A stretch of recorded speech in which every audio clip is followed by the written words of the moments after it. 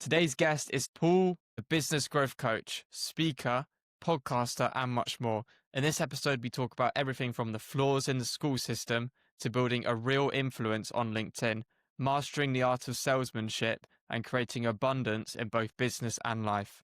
We hope you enjoy this episode. We were just talking about the school Thanks very much, system and why it isn't built for entrepreneurship.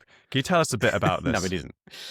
Well, and I think there's some context here that's probably worthwhile, right? So, I mean, if you go back and study history, you have to understand that, you know, we've moved through different ages in terms of the economy, right? There's an agrarian age, which was farming, and then we moved into the industrial age, and then we had an issue, which was we needed to train people to be able to work in the factories and all those kind of things, and schooling became the way to do that. So, we started to be able to take people out. Here's something that will blow your mind. Do you want to know why the school holidays are as long as they are? You ever thought that? You ever wondered why is it like 8 weeks in the summer, right? It was because they needed the kids in the fields to do the harvest. That's why that was originally the case. And yet we still do the same thing, which makes no sense. But if you look at the way the system is built, it was originally built to work with the agrarian age, which is farming, hence why we had long summer holidays. And then it was originally then built to condition people to go into factories, right? So if you want people to go into factories, you need to train them to follow and to remember things because they're going to need to remember to use the machines, okay? And then they're going to need to be able to follow orders and instructions. You do not want entrepreneurial people working in factories because they will change everything and mess stuff up. And that's not what you're trying to do. So they were trying to condition everybody. It's used as a tool to condition you all to get very good at memory, very good at following orders, very good at fitting in, and very good at conforming. Okay.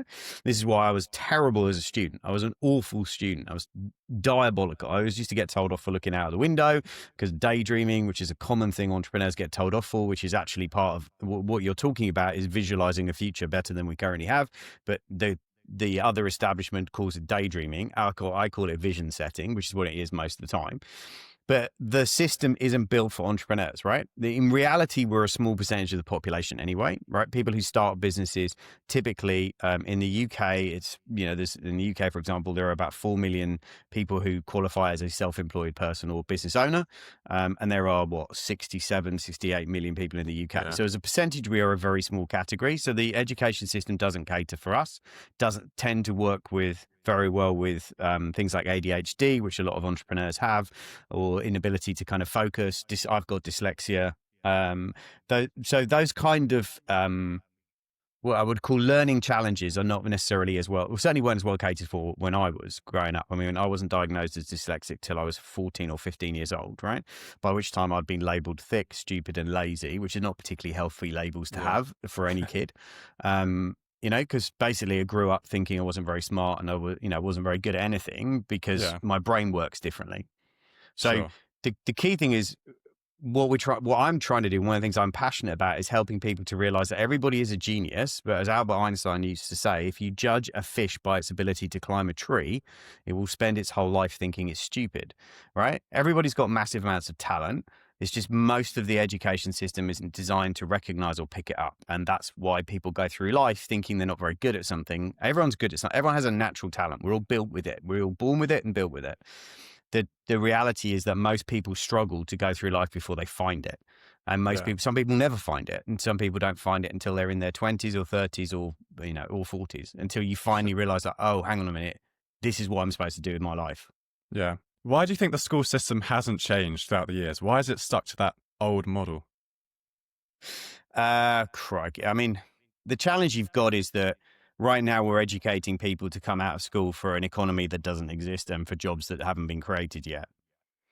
Right? So the world we live in right now, schools are struggling to handle the idea of people using AI, right? The whole system of education was based on your ability to remember stuff. We live in an age now with tech and Google, and the phones we're all carrying around have got more computing power than took the first astronauts to the moon.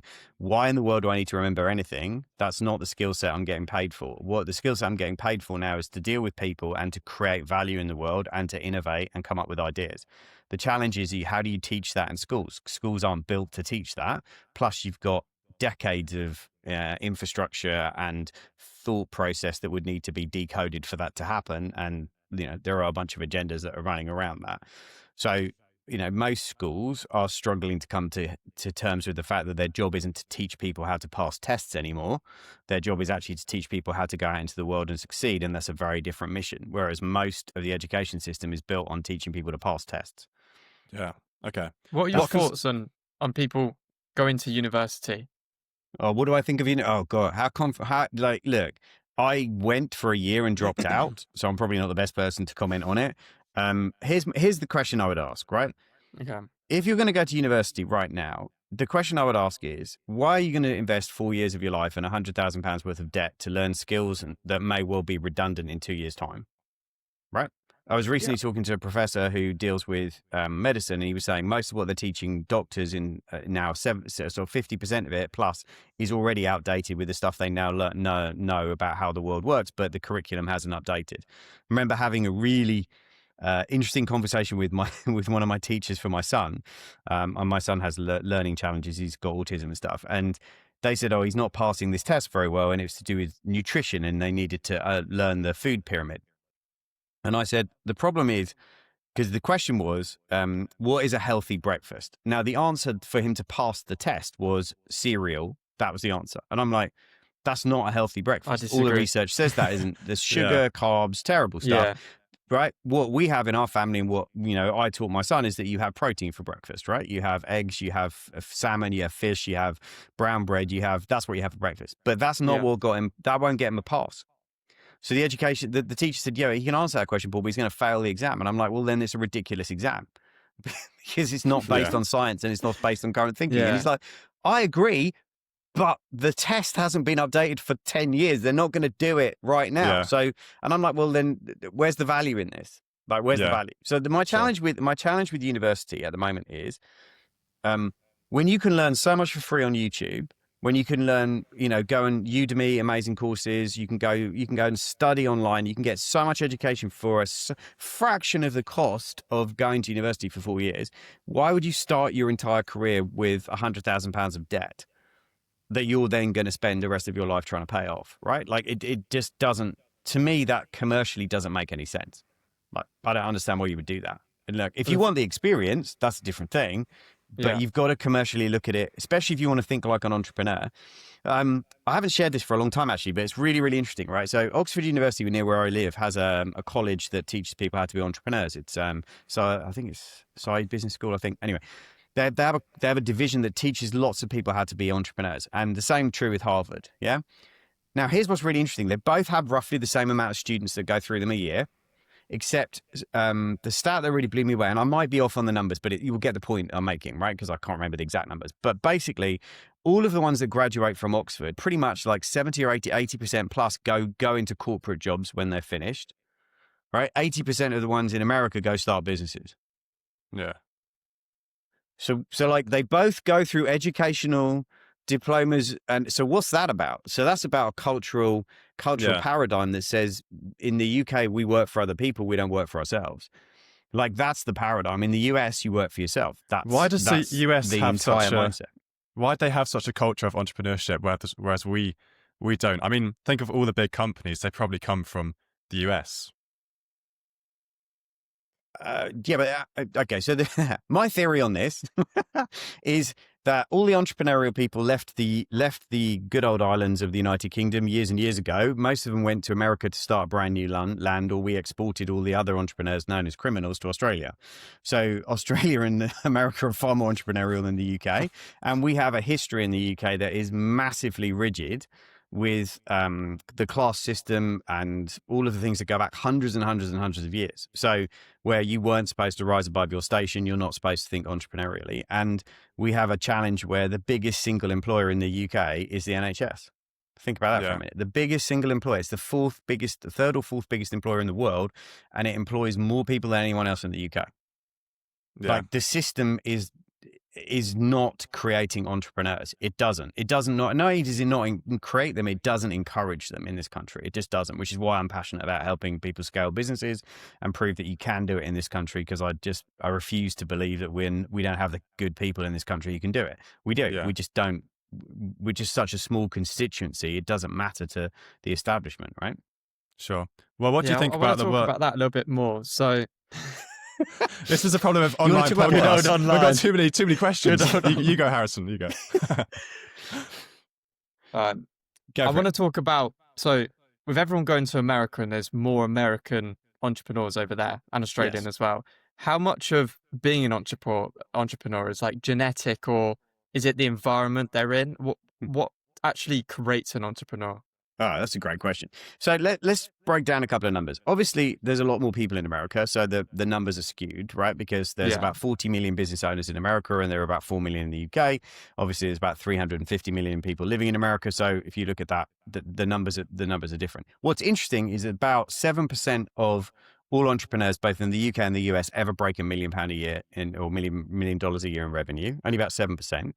Right, which is a really small percentage. So if you're listening to this podcast and you're over 1 million, congratulations, you're already in the top 10%. But the reality is we have a different perception of risk. In the UK, if you start something and fail, that will haunt you for years. Banks will bring it up. I've been in meetings with banks where they bring up a business that I failed at 11 years ago. Like, I'm not joking. I've been in a meeting with a bank manager and this guy again, yeah, well, why did that business fail 11 years ago? And I just looked at him and said, what were you doing 11 years ago? And he said, well, what do you mean? I said, well, what were you doing 11 years ago? Like, tell me what you were doing 11 years ago. He goes, well, I was on the teller in one of the banks. I said, right.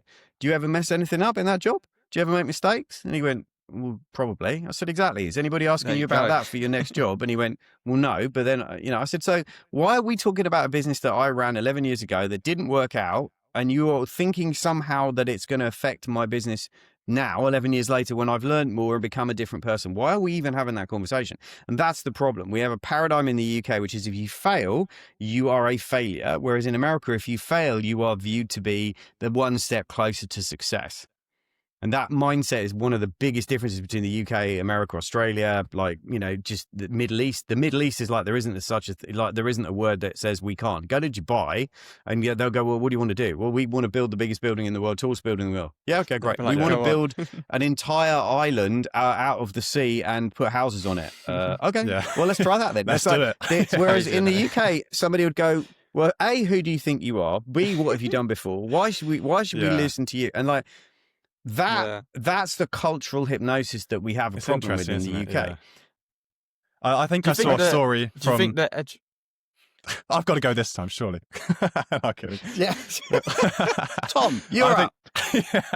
I think I saw a story from... I think it's the founder of Monzo. He said he went to some UK bankers. He's like, I want to start a bank. They're like, well, you just can't do that. You don't know anyone. How are you going to get the money? And when he went to America, they're like, right, who can I connect you with? How can we get this done? There's just a can-do attitude there that we don't have here.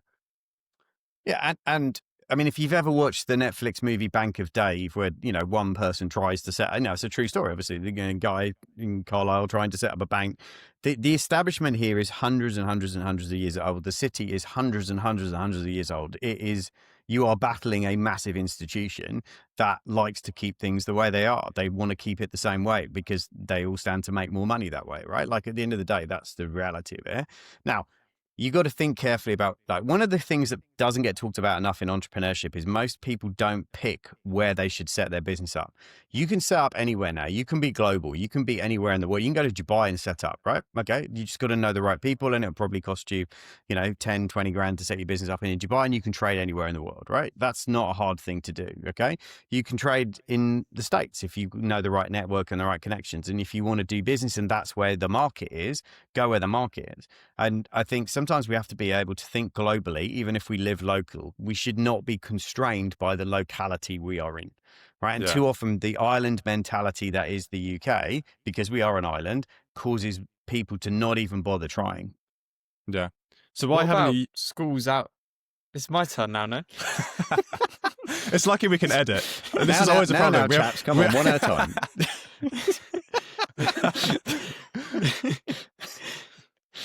Come on.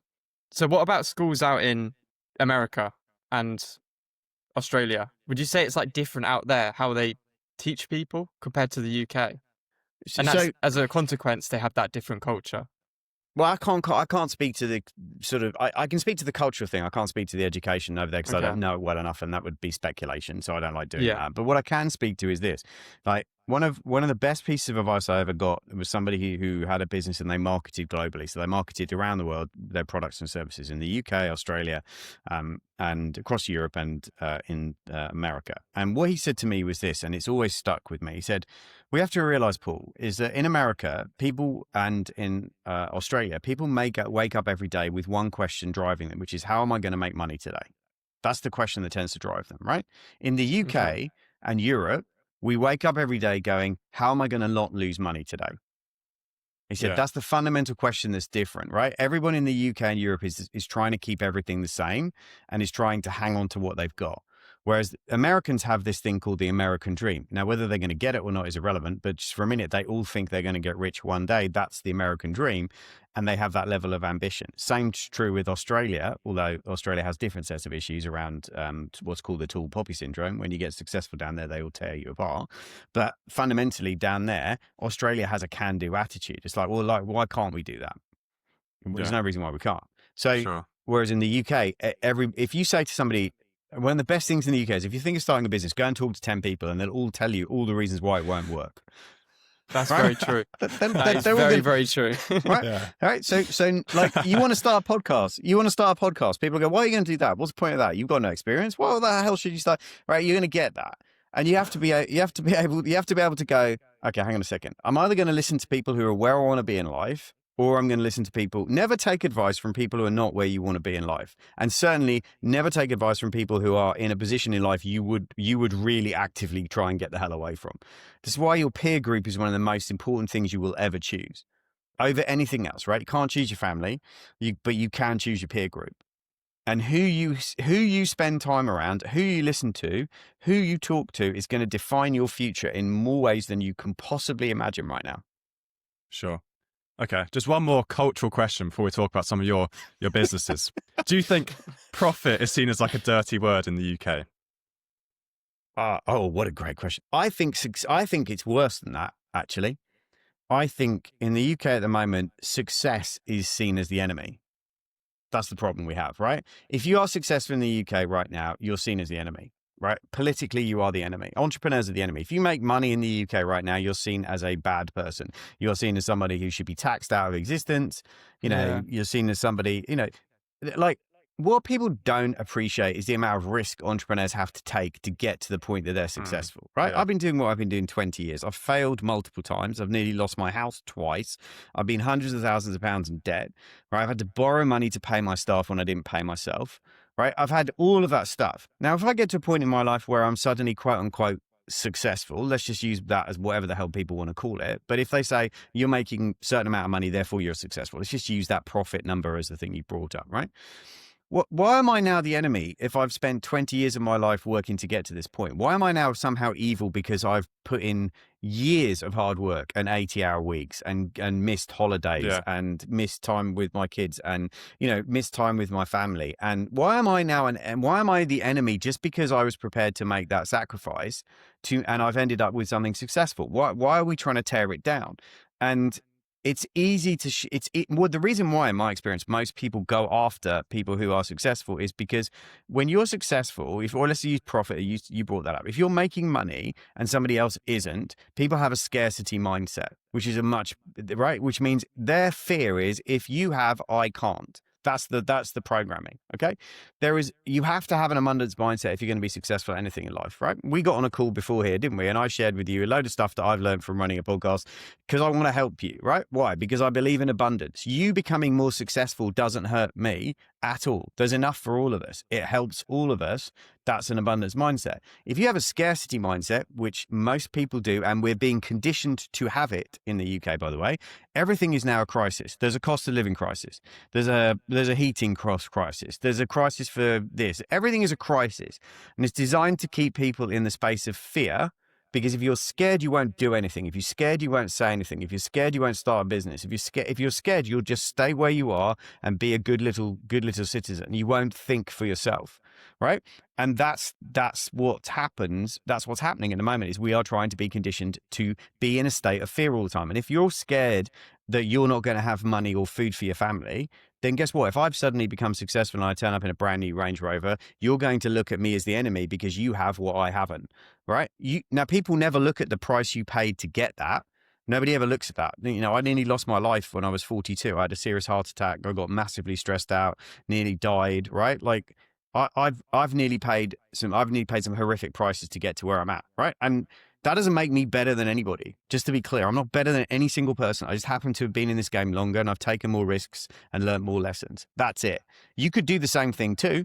There's no reason why you can't. But the challenge is that people view success as the enemy. And the minute you've got that mindset, you are in for a very difficult life. Okay. How can you start getting an abundance mindset? First of all, you have to realize that abundance is everywhere. It's all around you. Wake up every day and start looking around. Like if you go out into a garden or go into a field and go, is there a scarcity of leaves on the trees? Is there a scarcity of, is there a scarcity of, go to the beach. Is there a scarcity of sand? No. Is there a scarcity? Like there's abundance all around us. What we've done as human beings is stopped recognizing the abundance and stopped even paying attention to it. So here's a couple of things you can do right now that will just start. Firstly, I highly recommend that everyone just starts a gratitude journal, right? You're never going to get given more than you're already grateful for. So start a gratitude journal every day. Every day, write down 3 things that you're grateful for in your life that you already have. If you wake up today, you've got a roof over your head, you get to take a hot shower, and you've got some kind of food in your stomach, you are more successful than 90% of the people on the planet, right? Be grateful for what you have. If you can't be grateful for what you have, you're never going to be given any more, right? That's the way it works. If you don't appreciate the things that you have, so start a gratitude journal, number 1. Number 2, realize that there is an abundance of opportunity out there. You just might not have the skills to access it yet. Okay. So then figure out what you want to do and start getting to work. Start investing in yourself. I went to a seminar when I was 21 that changed my life, right? And what changed my life was this speaker on stage who said, take 10% of everything you earn for the rest of your life and invest it in training you. Okay. And I would be smart enough to say I wrote that down and I've done that for my whole of my career. And sometimes I've been so broke, 10% has meant I've just bought a book. I didn't have podcasts like this to listen to back in the day when I started, right? God, it would have been so much better if I had, right? Right? I had to, seriously, it would have been great, right? Like I just didn't have any of that. I had to buy tapes and CDs from America to try and learn stuff. You know, you've got to realize that your job is to become the person that can achieve the goals you want to achieve. None of us can do before we can have. We have to, if we want to have, we've got to do before we can have, and we've got to be before we can do. Right. And that's a process. And the minute you realize that your job is to get better, if you get 1% better every single day, think about where you'll be by the end of the year. Just think about that. You'll be 3 times better than you are this year. Right. And the abundance mindset is if you see someone else succeeding, celebrate them. Because if you hate on them, guess what? You're not going to get to be successful because your subconscious will go, oh, better not succeed or other people are going to hate on me. Like you've got to realize that if you got to walk around in the world, be abundant. There's so much positive stuff going on in the world right now, and it gets drowned out by all the negative noise. It doesn't. It gets drowned out. Yeah. And we have to be a force for good and optimism and lift people up. Go through your life. Yeah. Honestly, just go through your life with trying to make people feel better about life, because most people are walking around terrified and scared. And if you go around going, there's so much opportunity, I'm just going to find the bit for me. Because if I win, somebody else wins, right? I don't take from anyone else. You have to realize that there isn't a limited amount of cake. There is more money in the economy today than there has ever been in history, because the government's printed nearly, 60% of all the money or something crazy like this in circulation was printed in the last 5 years. So if that's Crazy. if that's true, why are you worried about what you're worried about is you haven't become the person that could attract the opportunity to create the abundance in your life. What you're doing isn't creating value. The first law of being an entrepreneur is you've got to understand supply and demand, right? If you're selling a product for which there isn't any demand, you're going to struggle to make money. Fact. That's economics. It's got nothing to do with you and whether you're a good person. That's economics. You've got to understand that, right? Secondly, right, your job is to solve a problem for someone, all right, who is prepared to pay to have that problem solved. That's the job of an entrepreneur. You've got to find a problem and you've got to create a product or a service that can solve that problem for enough people. If you want to become a billionaire, figure out how to make $1 profit on one product and sell it to 1 billion people. Now you're a billionaire, right? The math, you got to just understand Sounds so that. simple. Actually, well, I'm not saying it's simple. I'm saying No, I know. it's just a mindset. Yeah. It's just a Yeah. mindset, right? Abundance mindset. Yeah. There But you go. Yeah. You got to believe, you got to go, okay, first of all, has anybody else in the world ever done that before? Yes, quite a lot of people. Okay, so what can I learn about that? Can I listen to their podcasts? Can I read their books? Can I go and figure out what they did? Because you have to become a researcher of success. Go find someone who's where you want to be, right? And then consume all of their content and learn from them, because that's how you shorten time.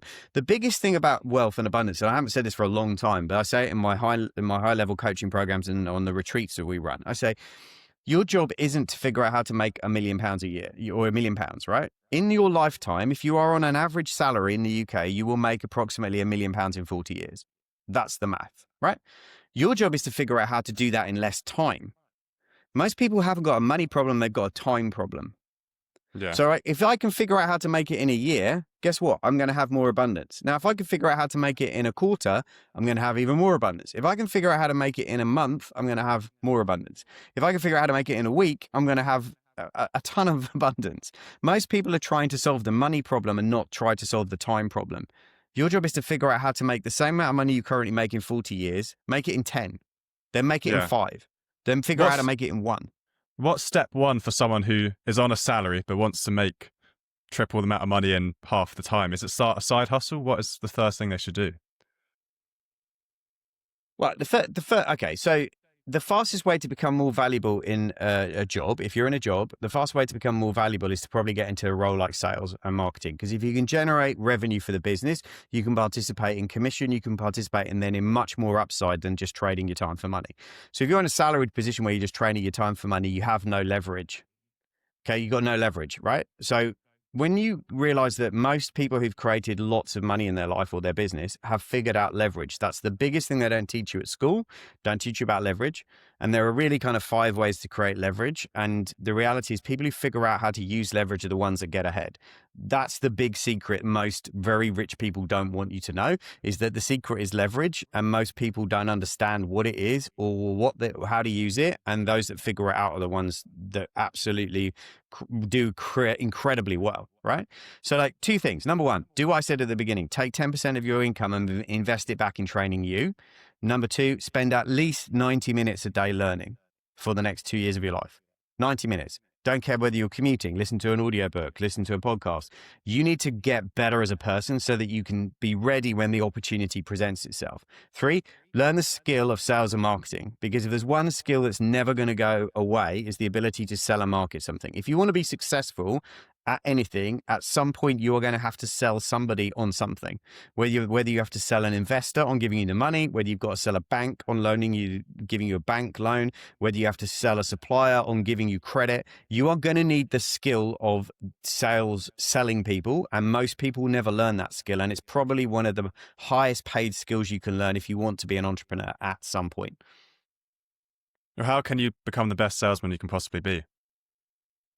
Well, first of all, most people have a hang up about being a salesperson, first of all, because if you look at all things to do with selling on TV and media, salespeople are always perceived as pushy. If I say to you, let's just do this as an experiment, right? So think in your mind, if I say salesperson, think in your mind, give me 3 words each and we'll do you one at a time, right? That come to mind, right? So Tom, what are the first 3 words that come to mind for you? Annoying, constant, nagging. Okay. Annoying, constant, and nagging. Okay. Right. Cool. Harrison. I think of car is my first thought. Okay. And I think cool. of emails. Right. And then I think of pushy. Okay. Cool. So this is a small sample size, but we just had 6 words, of which at least 70 or 80% of them were negative. Right. Yeah. Right. Car was the only non-negative think about one. that. Yeah, car was the only neutral one, but we assume if he was talking about car salespeople, they weren't positive, right? No. Yeah. Right. Right. So The challenge is that most people have a paradigm that selling things is bad, and that salespeople are bad and are pushy and are nasty and are money grabbing and all of the things that we have been conditioned to believe by the media and by movies, right? Show me a movie where the salesperson and it was a good guy. There isn't one that I can remember, right? So like they're normally bad. Wolf of Wall Street being a good example, right? They're always the ones that are after the money and don't care, right? When you realize that actually the first thing you've got to do to become a great salesperson, you've got to overcome your limiting mindset about what selling is. You have to realize that selling is serving. Selling is helping people. Selling is presenting people with an opportunity to solve a problem that they've got. And when you realize Sure. it's the biggest act of service you can be involved with, is to offer people opportunities to solve real problems, right? You should never sell anybody anything they don't want or don't need. You should only ever work with people where you can genuinely add value to them. But if you don't get over that mindset first, I can teach you all the skills in the world about how to be a great relationship builder, how to be a great networker, right? All of that is going to fall over if your belief system is that selling is bad and I'm an evil person if I do it and people aren't going to like me. That one belief will get in the way of anything you're trying to achieve. Sure. So we've talked a lot about mindset. Do you think that like the difference between a 50 million exit founder and a 1 million, do you think that is mindset? Or is it something else? 80% of it is mindset. So there's now 3 things you can talk about, right? So there's 4 things that I think are really the difference maker. Okay. And by the way, you've got to be very careful with this stuff because the answer is it depends at the level you are at. Okay. Sure. So to go from 0 to 1 million, you need to do a certain amount of things, of which mindset is a key part of that, right? So is skill set, so is data, so is tracking the data that you're tracking. Okay. Yeah. And so is having some kind of network. Those 4 things are going to be really important if you want to get from 0 to 1 million. You're going to need those 4 things, right? You're going to need a network. You're going to need some kind of personal brand. You're going to need a mindset of resiliency to get going because most people start a business without proper funding. And thirdly, you're going to need to have an ability to sell. Those 4 skills are going to get you to 1 million. If you can't do those, you're not going to get there. Right now, to go from 1 to 10 and 10 to 20, and I've got clients now, and we've done about 140 million pounds worth of exits in the last 5 years. Awesome. For clients we work with, right? Which is, I'm so happy for them. Can't tell you how happy I am for them because that's changed people's lives and it'll change people's families for generations in some cases. Okay. Now, that doesn't mean everybody gets those results that works with me. That's not true, okay? Some people work hard, some people don't. Some people have the right business model in the right market, some people don't, right? That's life, Sure, okay? yeah. Not every business is built to scale to 10 million either, by the way. Separate conversation. But when we talk about mindset, 80% of success is mindset. It's you versus you. The biggest battle that most of us have isn't going to be you versus the competition. It's going to be you versus your doubts, fears, and limiting beliefs. Very interesting. That's going to be the battle. That's going to be the battle, right? The follow-up question is that separate conversation. What is the difference between a business that you can scale to $1 billion or $10 million compared to one that you can't? So first of all, size of market opportunity. Some markets are just not big enough for you to end up being $1 billion business or a £10 million business, right? Some markets are just not big enough, right? Number 2, some people, the business gets to the level of skill set of the owner and founder and won't grow above their level of skill. So if the owner and founder isn't prepared to grow themselves and their skill, then the business gets stalled at that level, which is why, coaching makes lots of difference because it's about pushing people. It's about teaching people. It's about giving them skills. It's about, when we do scale up coaching programs, it's about teaching CEOs how to lead because there comes a point where your number one skill is leadership and how to lead and build teams. And if you haven't been taught that skill, that's going to be the constraint factor. So there's always a constraint. Right, getting to 10 million, there'll be a constraint around having enough capital because most businesses are underfunded. They don't have enough working capital to get there. So you got to learn how to raise money, and then okay, great, and you've got to learn how to build a management team because you can't run a 10 million pound business by being a control freak. I think Gymshark's a great example of that because Ben Francis, he stepped down and he got another CEO in to run it for a bit, and then he went back into it. Yeah. It's almost that sort of knowing when being humble enough, hit your limit, then much as you can do, step back, learn some more, then get back in sort of thing. Yeah. And I think no, for me, for every look, I love the Ben Francis story. It's incredible. And for every one of those, though, there are probably 100 people who tried and didn't get anywhere. And it's like, what's the difference that makes a difference? There is always an element of luck. This is something that it just is. You have to be right time, right place with the right skill set. That's why you've got to keep investing in yourself, because you can be the right person, or you can have the right opportunity at the right time. But if you haven't developed the network, that was the other thing, actually. Tom, you said it, and it's like, what should somebody do if they're employed? I tell you, the other thing they should really do is they should be building their network. They should be going to networking events in the evenings. They should be joining associations, right? You can be employed and still do that. Because your network will become one of the most valuable assets when you want to leave and start a business. You're going to need people around you. Yeah. So like, if you're employed right now, start building your network. Go to events, go to entrepreneurial events at weekends, go to evening networking things. Start building your network, because actually that's going to become one of the biggest assets you have. Yeah. One of the best things I've done recently is even getting on LinkedIn, because LinkedIn for young people isn't viewed as very cool. And when I've told a few friends that I'm on there, like, why the hell are you on there? What are you doing on there? Well, that's for old people. But I think more young people should actually get on that. Sorry, I did it again. Whoa, easy. Okay, so let's just speak to that for a second. Okay, hang on a second, right? So, let me tell you a story, because I think the best way to illustrate this point is with a story. Okay, so imagine you've got a product. This is a true story that happened to a client of mine. So imagine you've got a product that you want to, or a service that you want to, that you know you can really help. Mars, the confectionery company, yes, they have hundreds of different products and brands. Okay, and you believe you can absolutely help them out, right? Now, in order to get a meeting with Mars, you're probably going to need to pitch the CEO that you have something that's going to transform his business, right? Now, bear in mind that's, a company that does hundreds of millions, if not billions of dollars a year, right? Now, if you pick up the phone and try and talk to the CEO, what are the chances you're going to ever get anywhere remotely close to them? Probably no quite chance. No chance. Never. No one's going to put you. Imagine you ring up Harrison and go, "Hi, listen, I'd like to talk to the CEO of Mars," and they're going to go, "Yeah, they're probably I'm crazy." Right? Yeah, right. Like seriously, go away, right? Like no one's going to take you seriously. However, on LinkedIn, you can find him. Number one, he's on LinkedIn. Number two, you could follow his content, start looking at what he's posting. You could start commenting on his content. You could build a relationship there. Then eventually, you could reach out and connect with him. Great. When you've added value to his post and connected with him, then you could probably DM him and say, "Listen, I'm sure you get this all the time, but I have a really genuine opportunity I think could really help. Is there any way I could get 15 minutes on a Zoom with you just to run the idea past you?" Now, you can do all of that on LinkedIn. You can't do that on Instagram. You can't do that on Facebook. You can't do that on any other platform. Like, you can get to serious people on LinkedIn. Yeah. Right? Well, like we got to me and Tom were talking about it before, and we were talking about it's almost the signal. So on Instagram, there's like very scattered signal because there's loads of people messaging. But on LinkedIn, it's a lot stronger signal.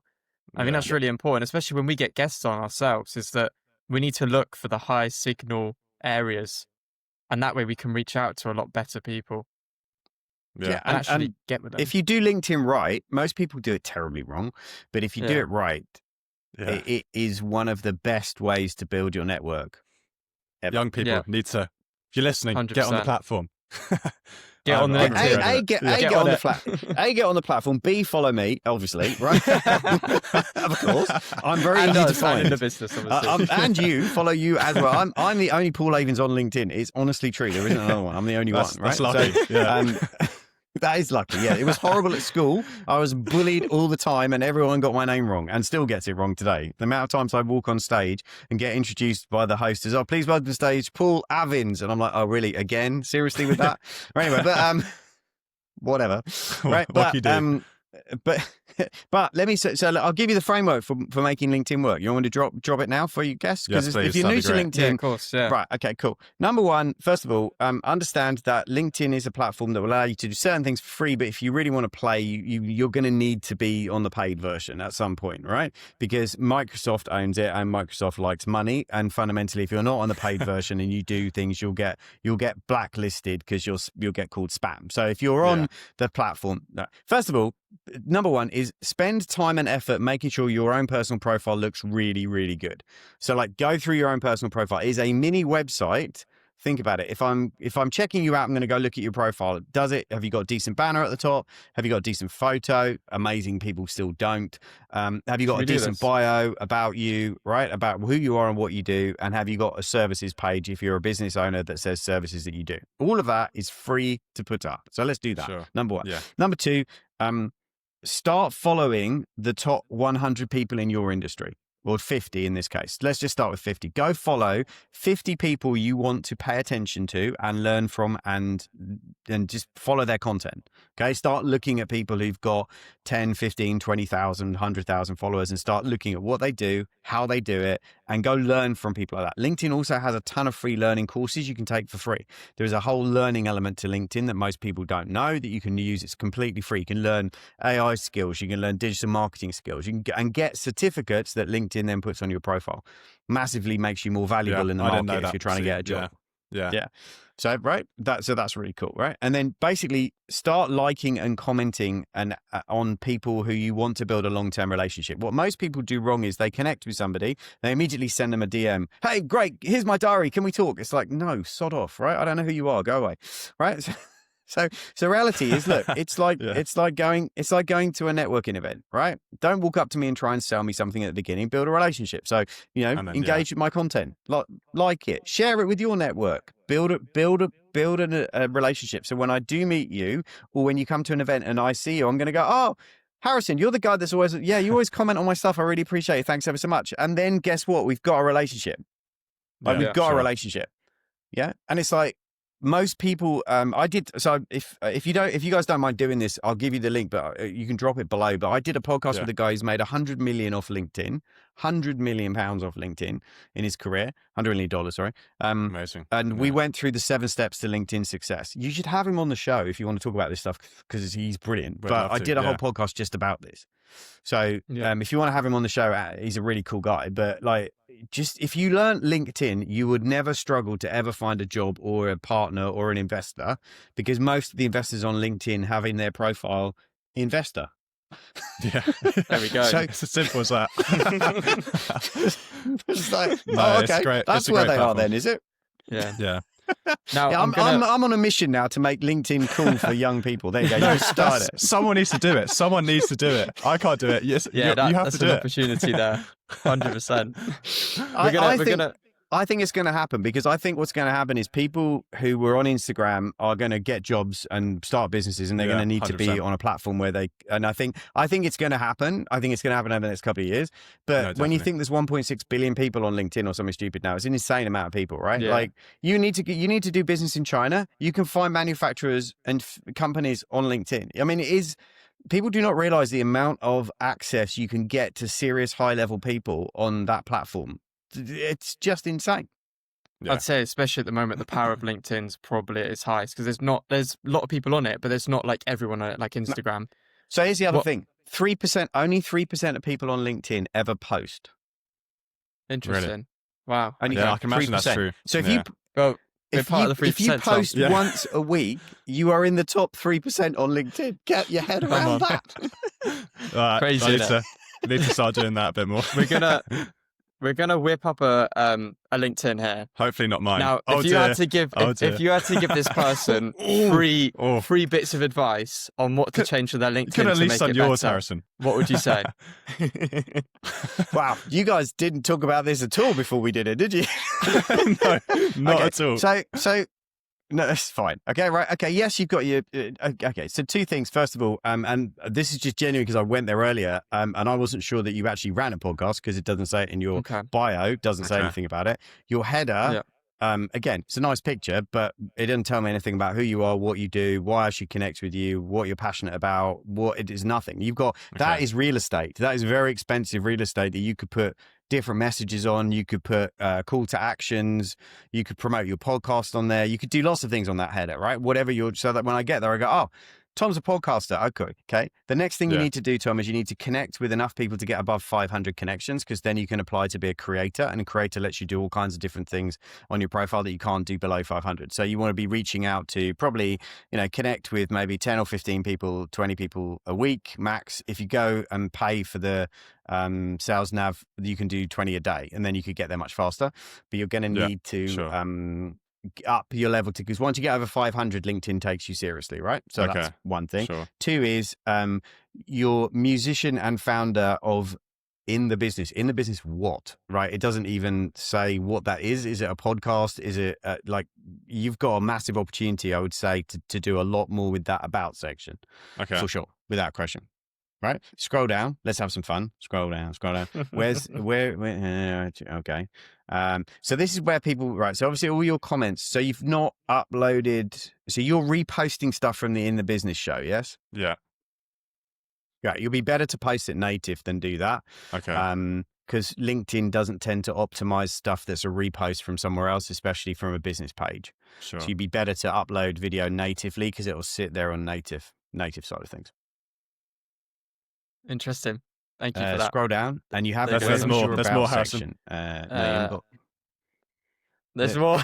Skills. This is How many experience, yeah. skills? How many skills have you got on there? Let's have a look. He's got 3 skills apparently. Three Oh, skills. dear. Okay, He's I'm got sure you're better. endorse. Okay. You can have up to, I think it's 50 different skills on there that you could have people endorse you for. So why would you not have more than just 3? Yeah, Because I'm sure sure. you're better at way more than 3 things. I will hope. endorse you for communication later. That'd be amazing. All right, go back for a minute. What else we got? So scroll down for me. That's it. Okay, We've just right. got Go on then. experience. Look. I'm happy for this. Go to my profile for a minute. So The only one, as you The said. only one. So there you go. As I said, I wasn't lying. Oh, That there was we true. go.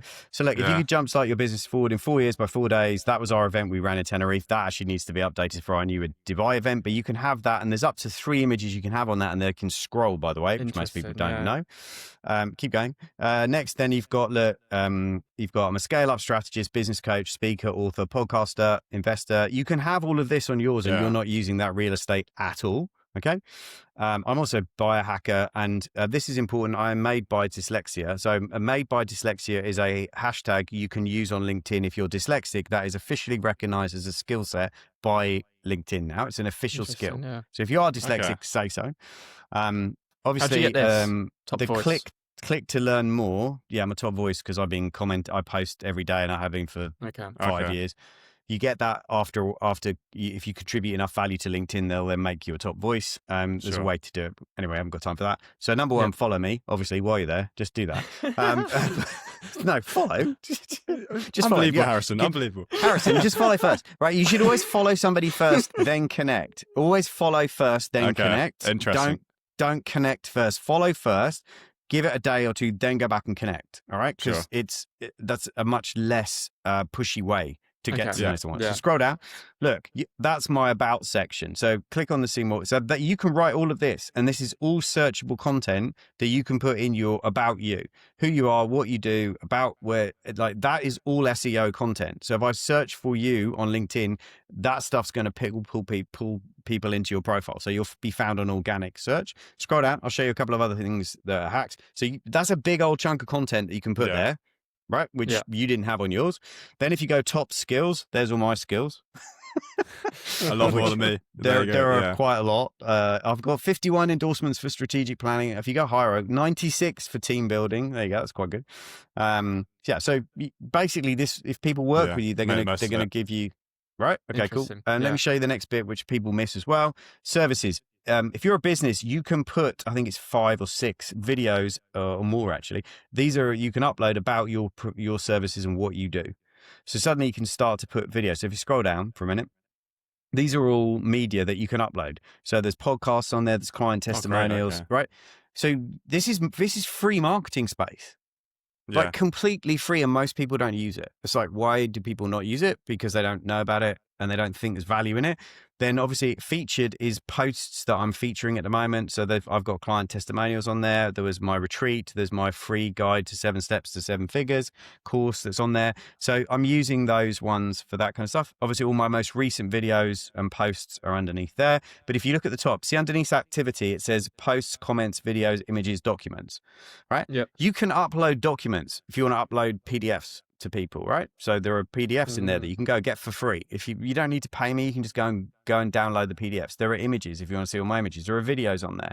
So if you're looking to pick to work with a business coach, there's tons of stuff you can find out about me without you needing to before you talk to me, right? There's loads of stuff. There's a free. That's how I teach people how to run meetings.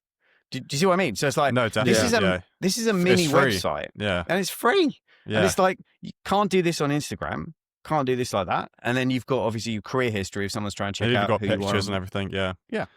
and what you did. So yeah, I'm just sharing, like, this is now in the age in which we are in, your digital footprint is one of your most important assets as an entrepreneur. And whether you think it's cool or not, I'm telling you now, LinkedIn is the platform for professional entrepreneurs or aspiring entrepreneurs to be on, because that's where the money is. Yeah. That's what I'll be spending my afternoon improving then. There you go. Just to start wrapping up. Now, if you had to say to us in like sort of 2 lines, like very, very brief, your current opinion on AI, where you feel it's going and the impact it's going to have, how would you explain that? I'm glad you kept this short conversation till the end. That was great. Okay, my current opinion on AI is most people have no idea where it's going, and we are still in the very early adopter stage, and most people are using it for very basic stuff like copywriting, a few bits of imagery and ChatGPT stuff, right? We are in the equivalent of Microsoft WordPress 1.0. That's where we are now at the moment with AI, right? I think it is the most powerful tool to ever be given to entrepreneurs at a price point that is insanely low for people to scale and build businesses ever. It's insane how good it is. It's insane how much you can do with it. And if you aren't seriously paying attention to it, you will be beaten by somebody who is paying attention to using it. You won't lose out to AI. You'll lose out to a competitor who's using it better than you are. Yeah. I can tell you now, because I work with a recruitment client in Germany, this will blow your mind because it did me. There are jobs going now in Germany for people who are head of prompt engineering in banks for €250,000 a year for people in their 20s to apply to be head of AI prompt engineering. If you don't think that learning how to talk to AI and prompt it and use it is a skill, you are missing out on one of the biggest opportunities in your career and your life ever. Because banks and big financial institutions are going to pay a lot of money for people who know how to use AI properly to solve problems. And my take on it is, I mean, I had Piers Linney, the former Dragon on BBC Dragon's Den, come and speak 18 months ago to my group about it. And I thought he said it best when he said, the AI ship is leaving the harbor. Once it leaves, you will not be able to catch it up. And that was 18 months ago. And okay. So it's about to leave. I think you've got 6 to 12 months to get on board and get really skilled up in this, or you're going to miss the boat and you won't be able to catch it up when it goes. What would you say to someone? Start doing courses, do those LinkedIn courses, just get as knowledgeable as you can about it, like in that way. You learn how to do prompt engineering. There are people offering jobs. I mean, this goes back to your education point, right? Nobody was taught at school there was going to be jobs in AI prompt engineering paying £100,000 a year. Nobody was taught that was even a career opportunity, right? That entire industry is going to evolve, and jobs in and around everything to do with AI and how to use it are going to be, it's going to be a gold rush for the next few years. If you know how to use it properly, you are going to be able to add a load of value to, banks, financial institutions, big companies, and then you're going to be able to take those skills and create businesses with them. Sure. Okay. Because what AI is the ultimate form of leverage. It's the ultimate form of leverage. It is by far and away now the most powerful of the 5. And therefore, if you don't know how to use it, you're going to lose out to it. Yeah. Get learning it while you can. Yeah. When was the very, very first time you used AI? Talking about the sort of the chatting AI. So ChatGPT, effectively what it is. You can talk to it almost. Well, you can literally. Prompt engineering, I got into it. So I did a course on this 2 years ago when I first got exposed to it, and went, this is going to change the game for businesses and clients of mine who want to scale, because we're going to be able to automate. I still think, by the way, people don't understand the difference between AI and automation. They get the two confused quite a lot of the time. I think there's a big difference between the two. But 2 years ago, to answer your question, was when I first used it. Sure. Yeah. Well, thank you so much for talking to us today. It's been really, really interesting. We often like to end on a quick fire round. Oh, go for it. Yeah, cool. It's just very, very short answers. We'd like to hear, what is a book you'd recommend to people? depends what stage you're at. So what's a mindset book or business book or which? Let's go Business with book. business. I think everybody should read Think and Grow Rich at least once a year, right? Okay. No matter what. You should read Think and Grow Rich by Napoleon Hill. It is the fundamental book of all success, and you should read it at least once a year, without question, in my opinion, right? And then the second best book I would say at the moment for where we are in the economic cycle is you should read KPI, Key Person of Influence by Daniel Priestley. Yeah, Let me write this everyone down. should read that. Key person of influence. Daniel Priestley, I know him. Yeah. Yeah, Okay. he's a friend of mine. Is he? Oh, great. What about one podcast you'd recommend? Mine. Okay, what is it? What is it? It's called the Grown Up Business Podcast. So it's Grown Up Business, the Grown Up Business Show. Okay, awesome. And if you had to give one, because we interview real people who've built real businesses. It's people you won't have heard of because they're in the trenches, actually building and growing and scaling businesses right now. So yeah, sure. that would be one. Okay. For sure. And finally, if you had to give one piece of advice to your 20-year-old self, what would that be? Learn faster and stop worrying about what other people think. Paul, it's been great to talk to you. Thank you so much. Thank you. Tom, Harrison, it's been a pleasure. Thank you. And remember, as I always say, you get paid on what you get done, everybody. So nobody cares about what you say you're going to do. People just care about what you actually do. Awesome. There you go. Thank you so much. Take care. Thanks for listening to another episode of In the Business. That was a really, really interesting chat. And my LinkedIn profile did get a bit grilled, didn't it? But for the right reasons. It deserves to as well. Can't believe you brought that up. Unbelievable. No, I'm kidding. No, that's good. I appreciate the criticism. Can't learn without I mean, it. any feedback is good feedback in the end of the day. Yeah. I did think that episode was really good because we did talk about lots of different things. Also, get on LinkedIn. That was a key thing. Get on LinkedIn and optimize it to the best you can. Make it look Especially good. we've set them on a mission now, haven't we? To make young people. No, go to Paul Avins. Yeah, go and have a look at. Yeah, go and have a look at his. He's got it very, very well laid out, and it is exactly what he says. You know, in the end of the day, your LinkedIn is a funnel, and you've got to treat it like that. You can't just have it like Tom's, very, very vague. In the business, what is this? Look at Paul's. He's got everything very laid out, and if you actually have a look at it, it's one big advert effectively for him. That's what it is. One thing I'm probably going to do after that conversation is focus a bit more on learning AI, because he really does think it's the ship is almost leaving the harbour. Yeah, no, I think you got to hop on that train, that ship. Yeah, I wanted to say this actually in the episode, but I never got round to it. I feel like he talked about Word. He says like 1.0 at the moment. I feel like we're at 1.1. So let's say a new computer. AI is like when the computer came in. We're at the 1.1 of that computer. I remember the very, very first time I used ChatGPT was basically when it got released mainstream. It's been out a while from what I understand, but when people started using it, and it was must have been about, I think 2.5, 3 years ago now, or something like that. And I remember interacting with it, and I was like, this is what I've got in the fridge. What can I make? Yeah. And it actually came Another back, Harrison and I was Turner analogy. baffled. I was baffled. I was like, wow, this is crazy. This is different.